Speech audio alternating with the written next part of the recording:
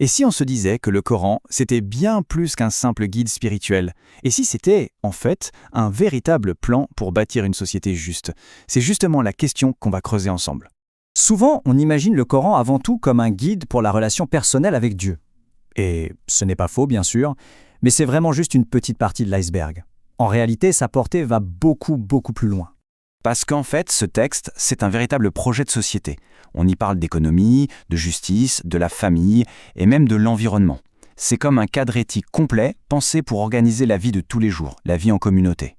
Et pour que tout ça tienne debout, il faut des fondations solides. Et ces fondations, c'est quoi? C'est l'économie. Dans la vision coranique, c'est très clair, pas de société juste sans justice économique. Alors concrètement, ça veut dire quoi?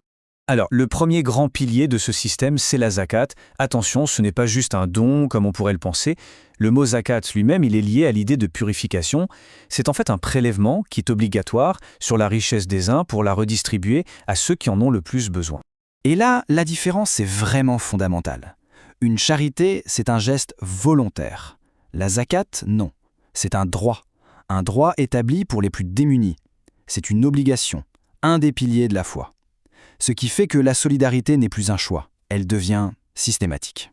L'autre pilier économique, c'est l'interdiction de ce qu'on appelle le riba, c'est-à-dire l'usure, l'intérêt. Le verset qu'on voit là est on ne peut plus clair, l'intérêt est vu comme quelque chose de destructeur, alors que l'aumône, elle, fait fructifier les choses, elle est source de bienfaits. On peut se demander, mais pourquoi interdire ça? Surtout aujourd'hui où tout notre système économique repose dessus. Eh bien, du point de vue coranique, l'intérêt est une source d'exploitation. C'est une façon de s'enrichir avec l'argent lui-même, sans travail réel derrière. Et ça crée un déséquilibre énorme, une injustice profonde. Ok, maintenant qu'on a posé les bases économiques, on va se pencher sur ce qui est vraiment le cœur de la société, les relations humaines. Les plus proches, celles qu'on tisse dans la famille et avec nos voisins. Cette parole du prophète, elle est d'une puissance incroyable. Il faut imaginer la scène. L'ange Gabriel insiste encore et encore sur le bon traitement des voisins, à tel point que le prophète a cru qu'ils allaient devenir des héritiers, l'héritage qui est normalement réservé à la famille la plus proche. Ça donne une idée du statut quasi sacré du voisinage dans l'éthique islamique. Et au cœur de la famille, il y a le couple.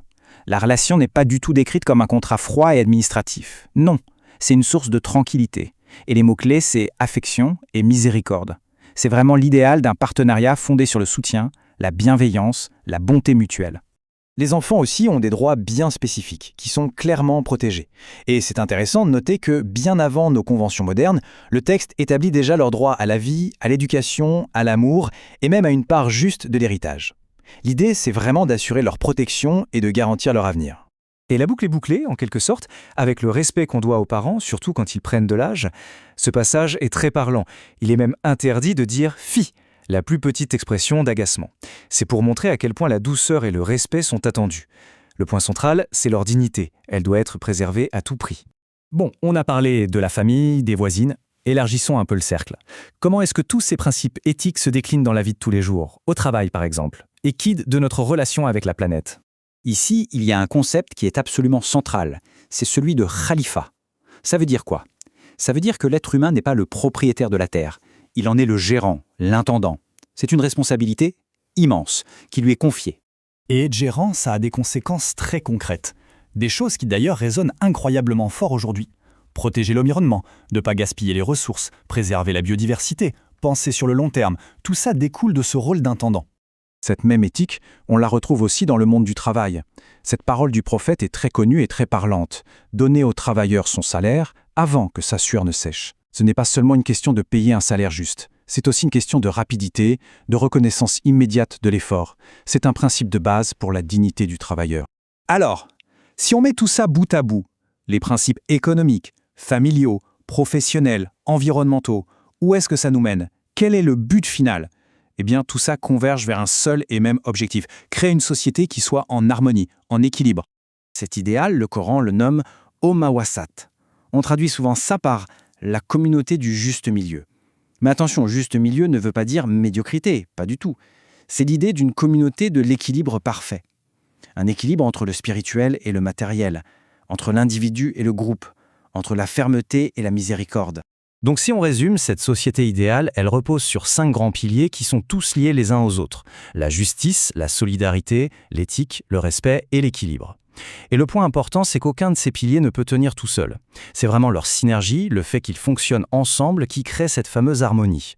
Ce qu'on voit, au final, c'est que le Coran propose une véritable architecture sociale, quelque chose de complet et de très cohérent. Et ça nous laisse avec une dernière question, une question pour la route. Quand on observe notre monde aujourd'hui, lequel de tous ces principes, la justice économique, la solidarité, le respect de la planète, l'éthique dans nos relations, lequel semble le plus urgent, le plus nécessaire à mettre en place ?